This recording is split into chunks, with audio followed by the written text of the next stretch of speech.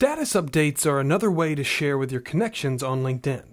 For example, if you move to a new city or start a new job, or even find an interesting article that's relevant to your field, you might share that in a status update.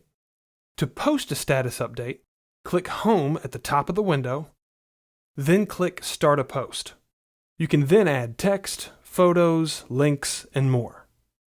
For now, let's add some text and a link. If you click on this drop-down menu, you can choose who gets to see your update. Once you're done, click Post. Keep in mind that you probably shouldn't share anything too personal on LinkedIn.